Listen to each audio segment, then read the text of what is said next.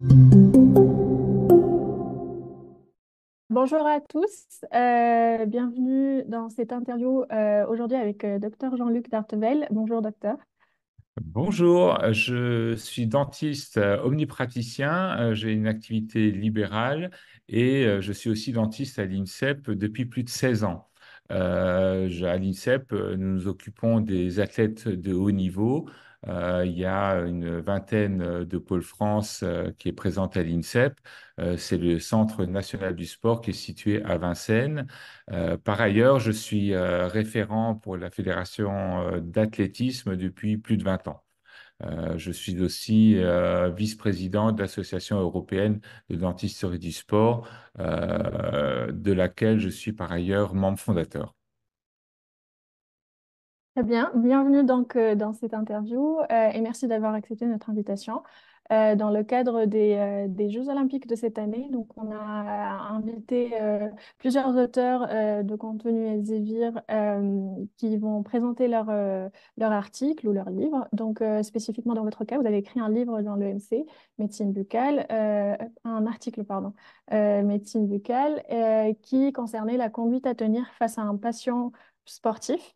Ma première question pour vous, ça serait quel lien faites-vous entre le sport et la santé buccale et quels sont les impacts de l'un Vers sur l'autre. l'autre? Ok. Donc voilà, déjà on peut dire, il y a une phrase très célèbre qui avait été prononcée par président de l'Union française pour la santé bucco-dentaire, qui est personne ne peut se dire en bonne santé s'il n'est pas en bonne santé bucco-dentaire.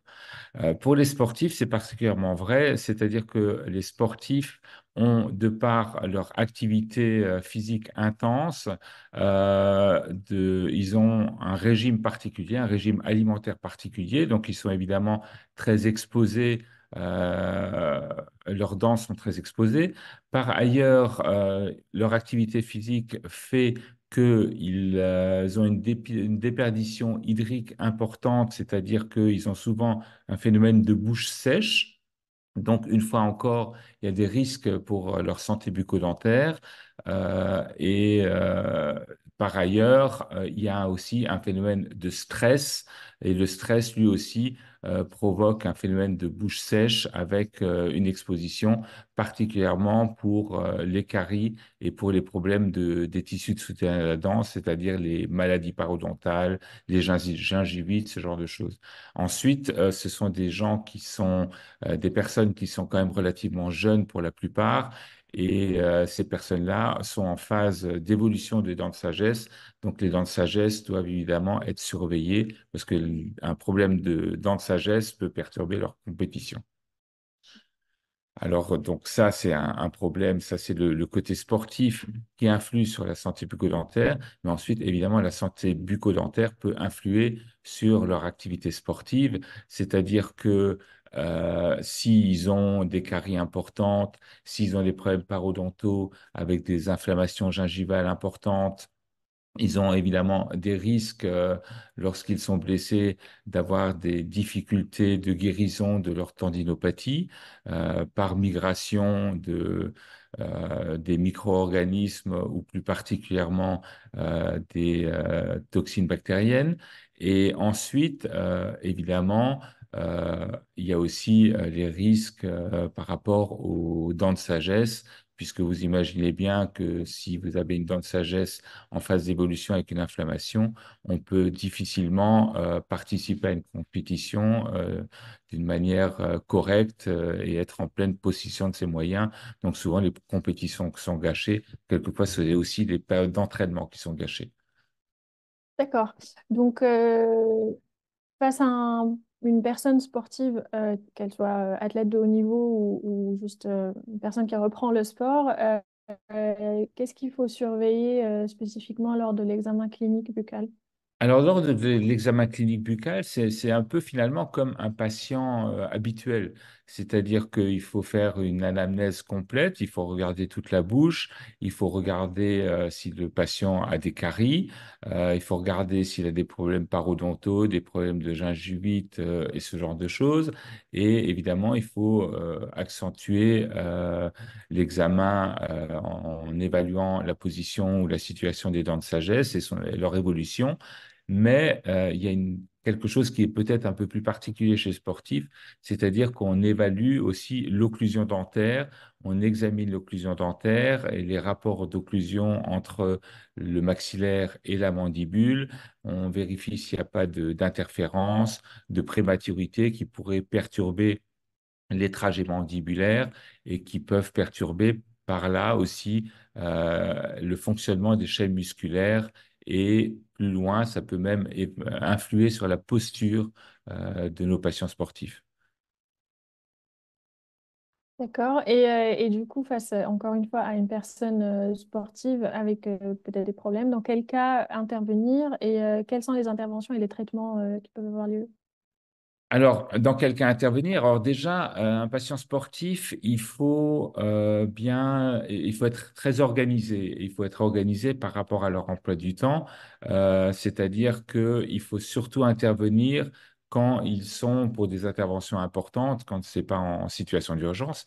Il faut évidemment intervenir le plus rapidement possible et en dehors des périodes de préparation pour les grandes échéances sportives ou pour les compétitions et en dehors des périodes de compétition.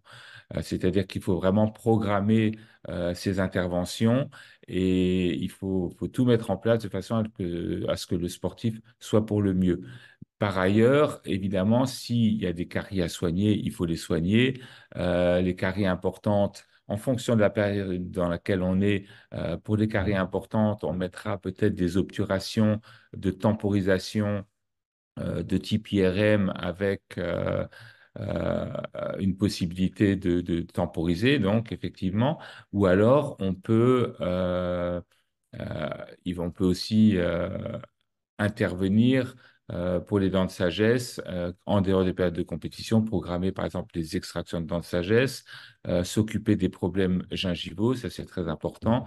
Et si vous avez des problèmes occlusaux, vérifier justement qu'il n'y ait pas ces perturbations occlusales, ces petites interférences. Quelquefois, il faut aussi vérifier l'athlète, il faut le contrôler, regarder l'aspect du visage, par exemple, voir si le visage est très contracté, s'il a des tensions musculaires. Et si on constate qu'il y a ce genre de choses, on vérifie qu'il n'y a pas des problèmes de bruxisme.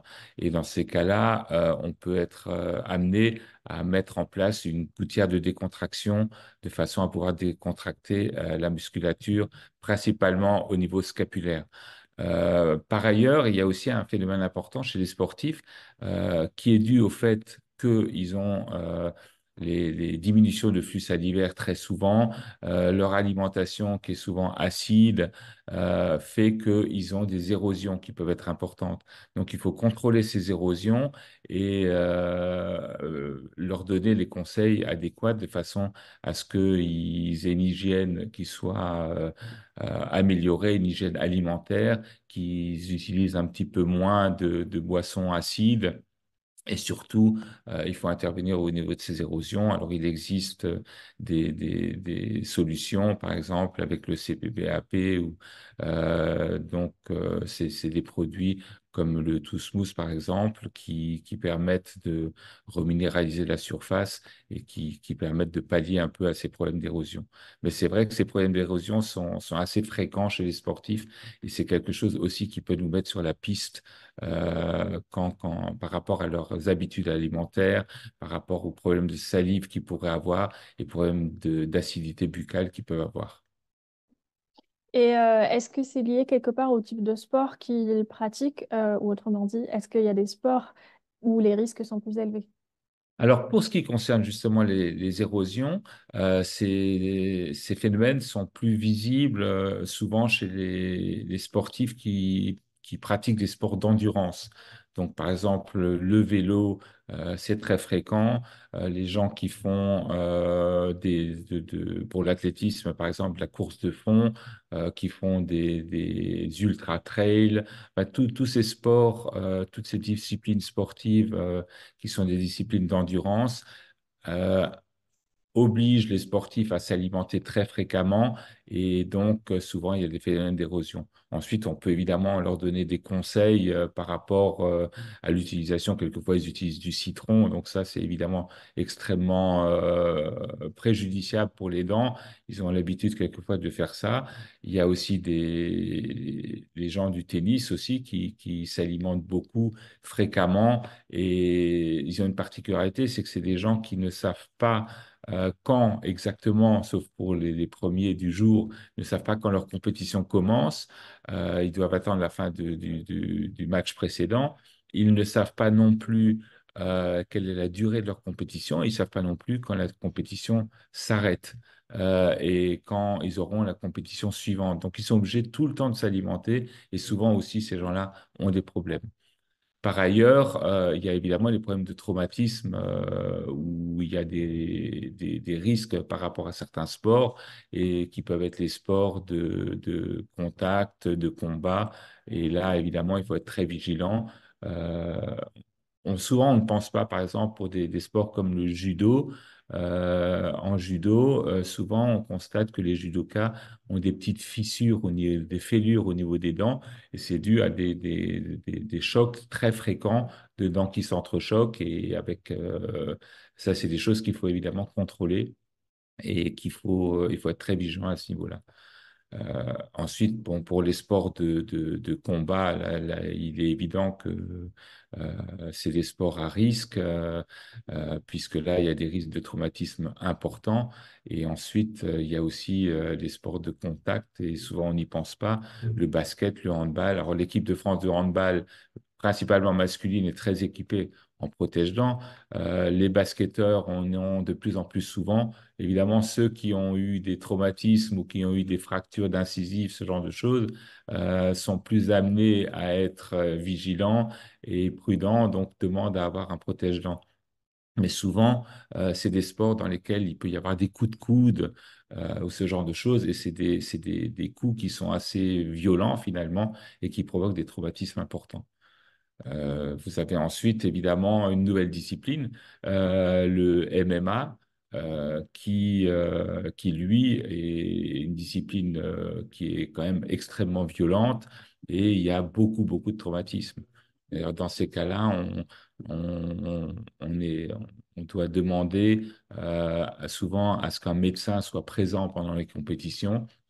Il peut y avoir aussi un médecin stomatologue ou un chirurgien dentiste sur place pour pallier aux problèmes qu'il peut y avoir à cause de ces compétitions. Bien. Et donc, justement, à vos confrères ou vos médecins qui seront peut-être sur place, ou pas d'ailleurs, est-ce que vous pouvez nous donner vos meilleurs conseils donc, à vos confrères pour accompagner au mieux les patients qui pratiquent des sports dans la prévention des problèmes bucco-dentaires? Alors, pour la prévention des problèmes bucco-dentaires, il y a évidemment, vous avez raison, il y a un rôle préventif. Nous devons avoir un rôle de conseil et surtout leur indiquer quels sont les aliments qu'il faut éviter. Donc, évidemment, c'est tous les aliments, toutes les pâtes énergétiques ou alors toutes les boissons énergétiques qu'il peut y avoir, qui sont du sucre qu'on prend souvent. Les boissons sont en plus très acides. On ne pense pas souvent que, par exemple, une boisson comme l'ice tea, qui a un goût très sucré, est finalement très acide. Donc ça, c'est des choses il faut savoir conseiller, leur dire qu'il faut éviter autant que possible le grignotage. Si on peut, mais c'est difficile avec les sportifs, leur demander de terminer le repas par du fromage puisqu'il y a ça supprime cette acidité qu'il peut y avoir. Et ensuite, il faut leur dire que s'ils prennent ces boissons énergétiques, il faut absolument qu'ils utilisent une gourde, par exemple, avec une paille intégrée, qu'il soit une gourde souple. Si on appuie, donc quand on veut boire, on prend cette gourde, on appuie sur la gourde avec la paille et ça fait que vous avez le jet directement au fond de la gorge, ça évite le contact avec les dents. Alors ça, c'est par rapport à l'alimentation. Évidemment, on leur donne des conseils pour les brossages de dents, puisqu'il faut se brosser les dents 2 fois, 2 minutes par jour. Pour les sportifs, peut-être plus, c'est-à-dire comme ils s'alimentent souvent, s'ils ont le temps, il faut qu'ils se brossent les dents autant que possible après les prises alimentaires, ou alors qu'ils se rincent la bouche avec de l'eau. Ils peuvent aussi consommer des chewing-gums sans sucre si jamais ils peuvent pas se brosser les dents. Ça fait saliver, donc la salive a un pouvoir tampon et ça diminuera l'acidité qu'il y a en bouche. Et ensuite, il y a un rôle important que nous avons à jouer, c'est par rapport à la prévention des chocs en leur conseillant d'utiliser des protège-dents sur mesure faits par un chirurgien dentiste, en tout cas pour une personne qui a terminé sa croissance. Et ces protège-dents sur mesure, s'ils sont bien faits, moi je dis toujours que c'est un petit peu comme un chausson, c'est-à-dire que quand on le met en bouche, on n'a aucune gêne. Le protège-dents a une excellente rétention, c'est-à-dire qu'il faut vraiment l'enlever, tirer dessus pour l'enlever. Et c'est pas comme on voit souvent, quelquefois médiatiquement, on voit le joueur qui a le protège-dents entre les dents de travers. Là, on peut pas le faire, c'est-à-dire qu'il faut vraiment l'enlever. Ensuite, on peut, bouche serrée, on peut parfaitement respirer. Quand on ferme la bouche, on tombe exactement comme il faut sans réfléchir. Et on peut boire, on peut même cracher et on peut communiquer avec son partenaire si c'est un sport d'équipe, sans problème avec un protégeant sur mesure par rapport aux protégeants du commerce qui évidemment n'ont rien à voir. Par contre, ces protégeants du commerce, pour ce qui est les protégeants de type boil and bite, c'est-à-dire qu'on peut adapter dans de l'eau chaude, on les met dans l'eau chaude, on peut les adapter en bouche.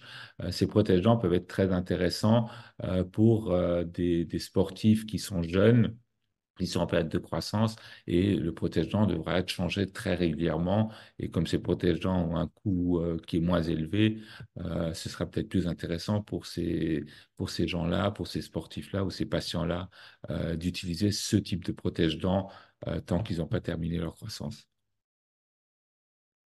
Très bien, merci beaucoup pour pour ces conseils. Très, très, très intéressant. Alors, juste du coup, pour finir, une dernière question peut-être pour revenir à votre article. Donc, tout ce que vous venez de nous dire est toujours disponible sur votre article apparaît dans le MC Médecine Buccale et est disponible sur la plateforme Clinical Key Now. Donc, en quelques mots, selon vous, pourquoi est-ce qu'on recommanderait le traité EMC Médecine Buccale à vos confrères? Alors, l'EMC ou Elsevier est quand même une société d'édition qui est quand même qui a une reconnaissance internationale, qui a des publications d'excellent niveau avec des intervenants ou des auteurs qui sont des auteurs en général de très bonne qualité de référence.